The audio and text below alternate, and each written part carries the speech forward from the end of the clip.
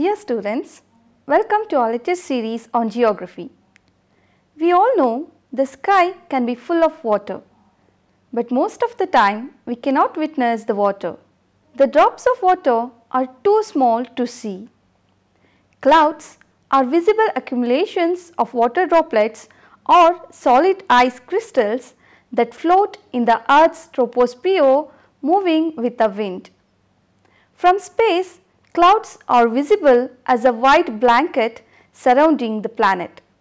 So, in this session, we are going to discuss the origin, types and also importance of clouds. The topic is divided into following subheadings. They are origin of clouds, types of clouds, atmospheric process in creating lifts and clouds, colors of clouds and importance of clouds.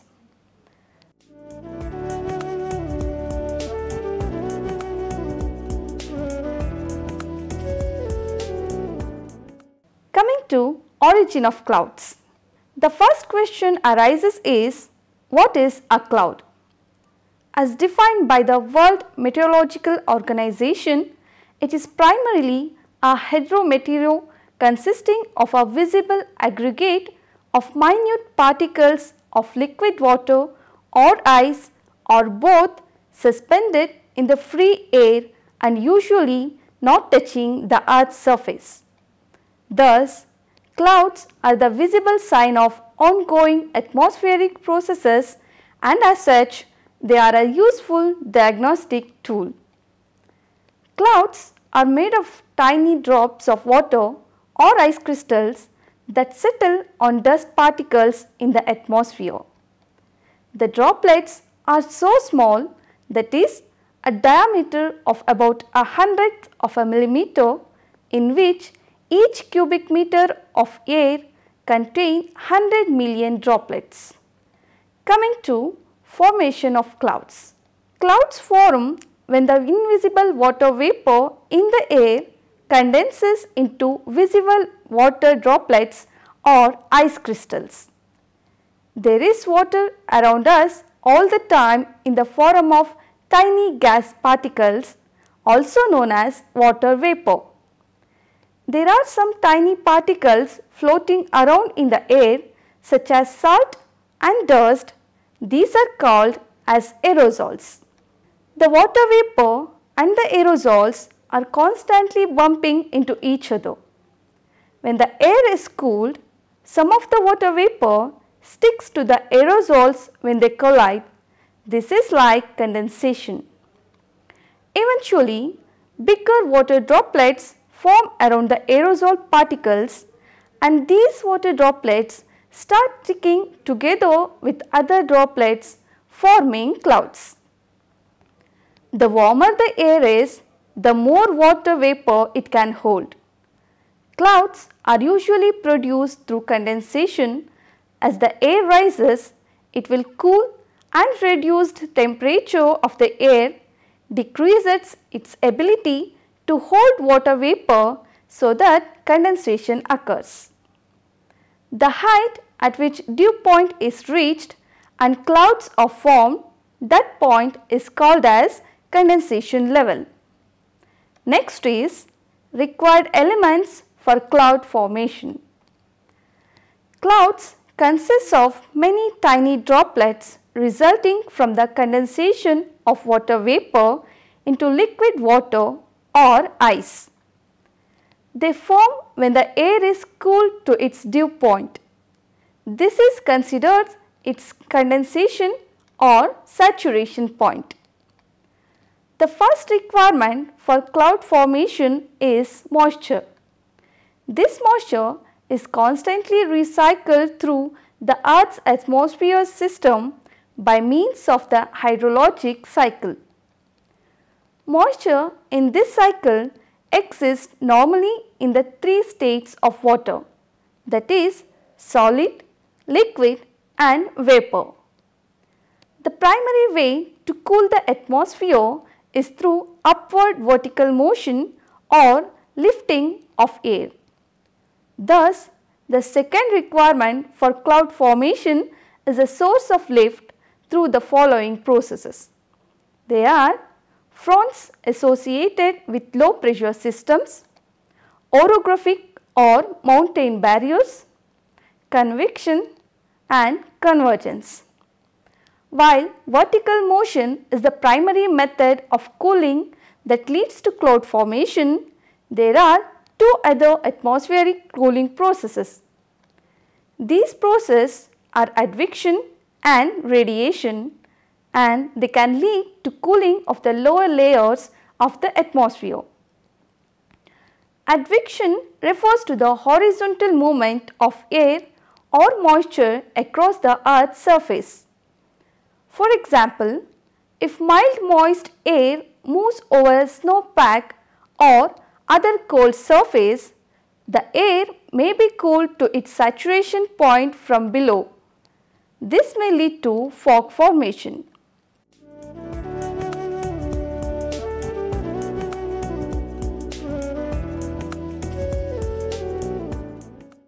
Now, we shall move on to the types of clouds. Clouds are an important part of Earth's weather. There are many kinds of clouds. The meteorologist classifies clouds mainly by their appearance. After World War II, the World Meteorological Organization published a new international cloud atlas in 2 volumes. It contains 224 plates describing 10 main cloud genera subdivided into 14 species based on cloud shape and structure. 9 general varieties based on transparency and geometric arrangement are also described. The genera listed according to their heights are as follows. First one is high clouds.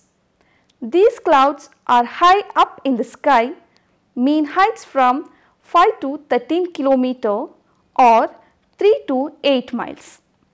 The important high cloud types are cirrus, cirrocumulus, cirrostratus. Next is middle clouds. Middle clouds are found between low and high clouds, mean heights 2 to 7 km or 1 to 4 miles. The following are some important middle clouds: altocumulus, altostratus and nimbostratus. Third one is low clouds. Low clouds form closer to Earth's surface. Low clouds can even touch the ground. Mean heights is 0 to 2 km or 0 to 1.2 miles. These clouds are called as fog, and they are stratocumulus, stratus, cumulus and cumulonimbus. Another way the clouds are named is by their shape. Cirrus clouds are high clouds. They look like feathers. Cumulus clouds are middle clouds. These clouds look like gained cotton balls in the sky. Stratus clouds are low clouds and they cover the sky like bed sheets. Heights given are approximate averages for the temperature latitudes. Clouds of each genus are generally lower in the polar regions and higher in the tropics.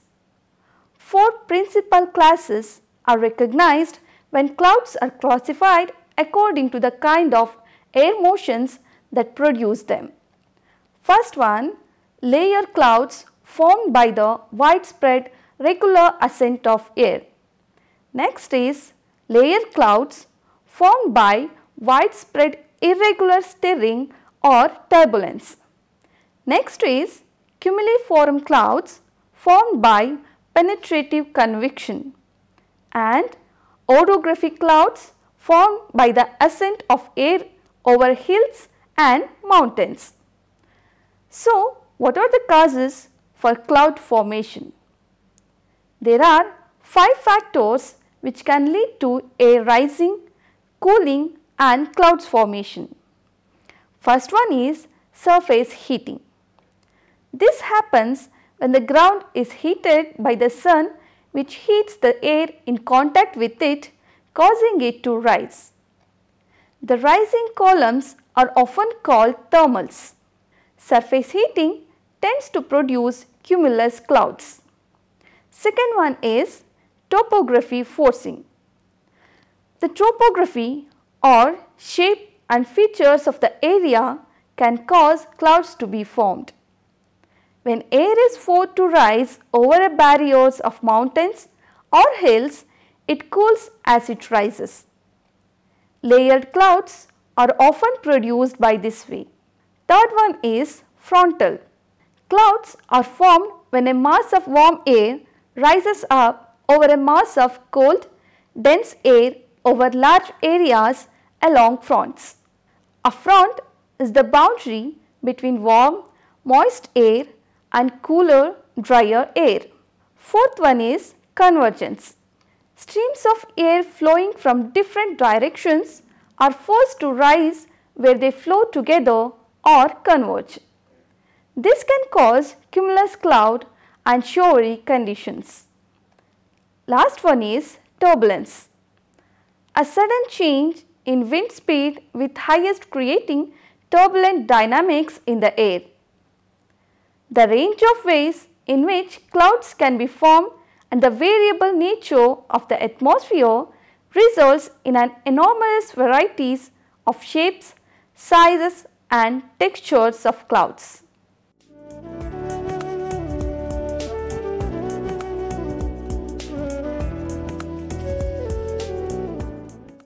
Atmospheric processes creating lifts and clouds. Since cold air sinks and warm air rises, clouds that form in an unstable environment tend to be lumpy or globular in appearance. These clouds will resemble bubbles in a pot of boiling water. These are the cumuliform or convective clouds that we are all familiar with and are due to localized nature of the sudden updraft and downdrafts of convection. On the other hand, a stable environment is categorized by a more gradual lifting processes resulting in extensive areas of layer or stratiform types of clouds. These clouds last longer than those involved in convective processes. First one is clouds due to lift by fronts. For over 3/4 of the 20th century, the low pressure or cyclone conceptual model developed by the Norwegian School of Meteorologists has dominated weather analysis techniques. With the advances in satellite and radar technology, this concept continues to evolve, but the conceptual model still forms the foundation for understanding frontal lift and cloud formation. In the case of warm front, both the warm advancing air and the cold retreating air are moving in the same direction.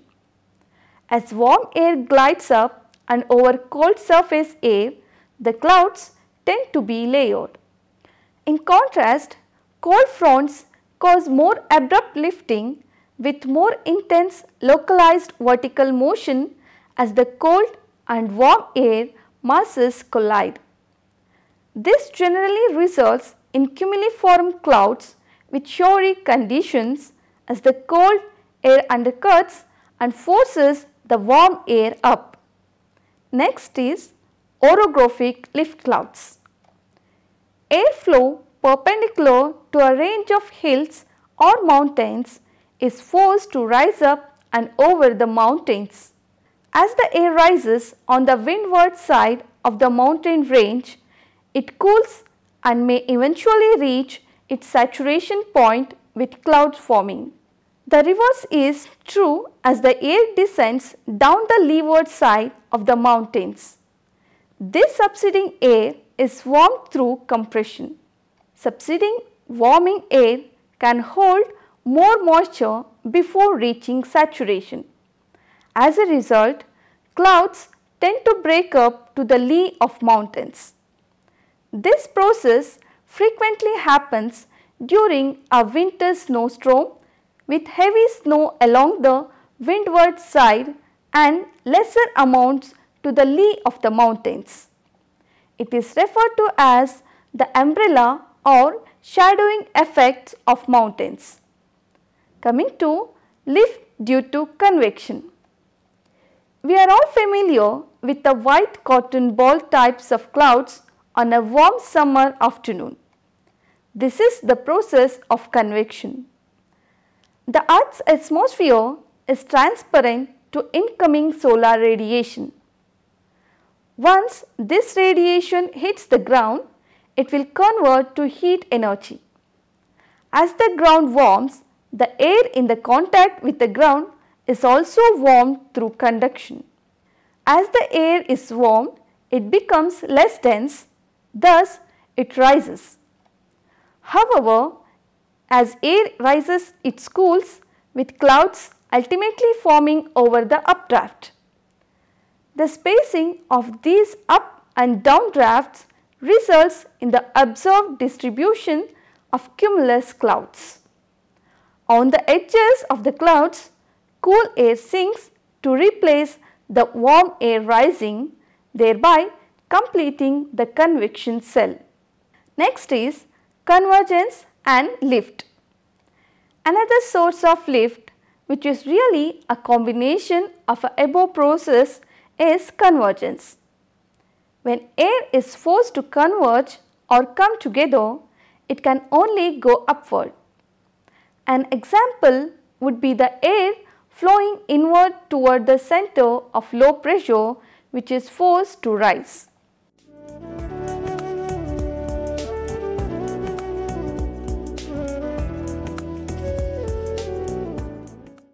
Next is colors of clouds. Before going to cloud color, we must understand why the sky is blue. The rays from the sun have all the colors in the visible spectrum in them, so the rays appears to be white.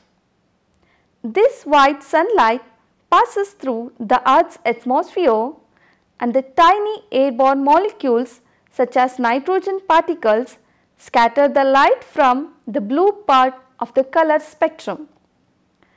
The molecules scatter the blue light until it is evenly distributed.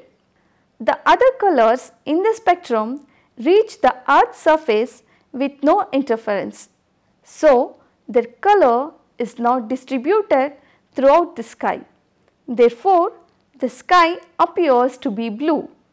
Clouds are white because the water droplets are bigger than the particles that scatter the blue light in the sky. The clouds scatter and reflect all the visible colors of light that strike them. Since the visible colors of the sun appear to be white, the clouds that reflect the light must be white too. So, clouds are white because they reflect the white light from the sun. In some cases, if the cloud is super thick or filled with a lot of water molecules, sunlight cannot pass through the cloud. Therefore, clouds can appear very dark because of the lack of sunlight shining through. The white colors of clouds come from the condensed water vapor having a high reflective quality. When all wavelengths of light are reflected back, we can see white color. The grey color comes from seeing clouds from beneath.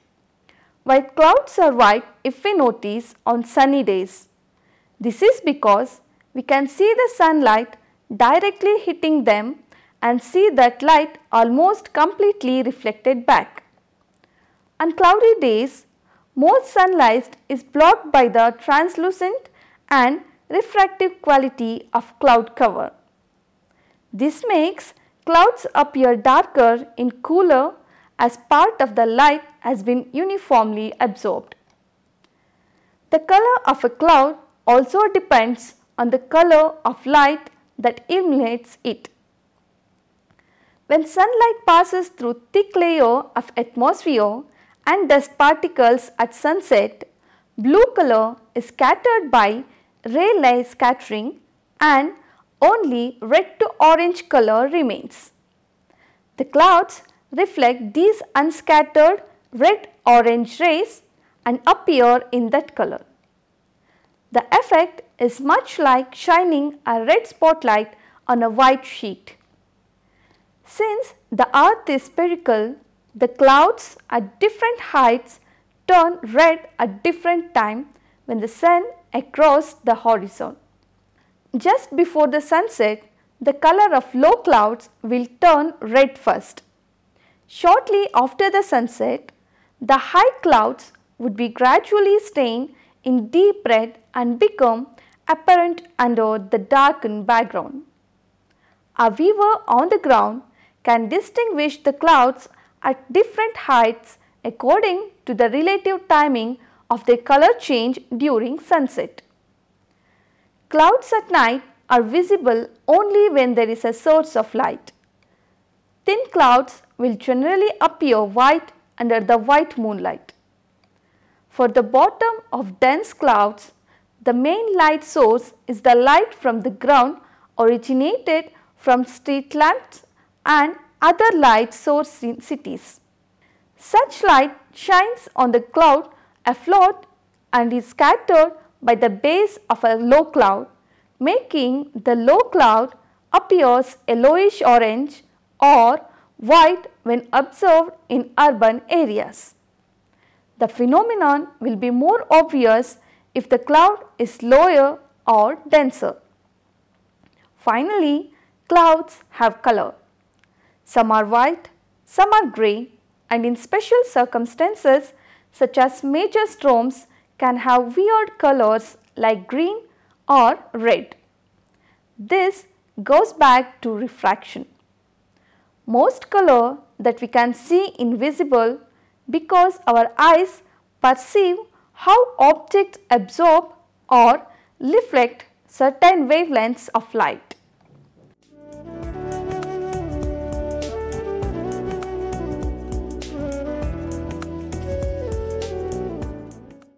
Coming to importance of clouds. Clouds are essential to the Earth atmosphere system. Clouds complete the following functions.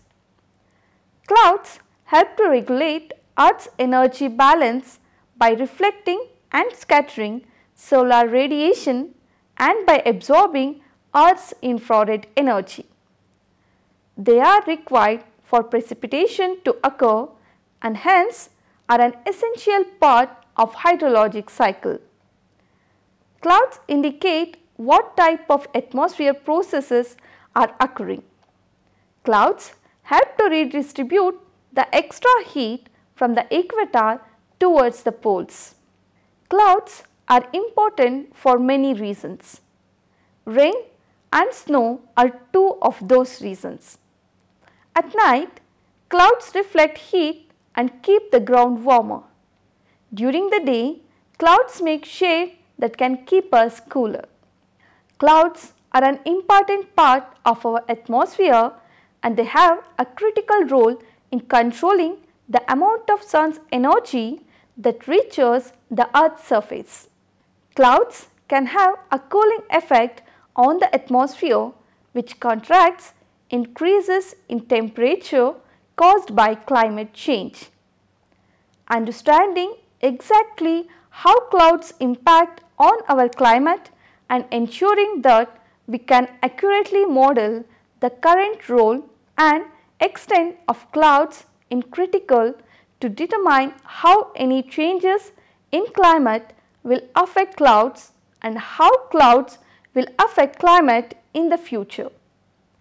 In order to predict the climate several decades into the future, we need to understand many aspects of the climate system, one being the role of clouds in determining the climate sensitivity to change. Clouds affect the climate, but changes in the climate in turn affect the clouds. This relationship creates a complicated system of climate feedbacks in which clouds modulate Earth's radiation and water balances. Clouds are an important part of the water cycle. The water cycle is the movement of water from the earth into the sky and then back to the earth again. The sun heats water on the surface of the earth and causes it to evaporate. Evaporation is the process when water moves from liquid to vapor form. Water vapor is made up of tiny water droplets in the air. Water can also move into the air through transpiration. The greenhouse effect is not only produced by the greenhouse gases. Clouds absorb long wavelength radiation from the surface of the earth and radiate some of it back down. In addition to this, absorption and re-radiation of infrared radiation from the earth's surface, they may simply reflect it back to the surface. Clouds also have a major role in reflecting some of the sun's short wavelength radiation back into the space. Thus, clouds share a role with the greenhouse gases and also share a role with the ice and snow fields on the high latitudes. A cloud is a large collection of very tiny droplets of water or ice crystals. The droplets are so small and light that they can float in the air. All air contains water, but near the ground it is usually in the form of an invisible gas called water vapor. When warm air rises, it expands and cools. Cool air cannot hold as much water vapor as warm air. So, some of the vapor condenses onto tiny pieces of dust that are floating in the air and forms a tiny droplets around each dust particle. When billions of these droplets come together, they become a visible cloud. Clouds are important in weather forecasting and also play an important role in hydrological cycle. So students, hope you all enjoyed the session. Thank you for listening to this lecture. We will meet in the next episode. Until then, take care. Thank you.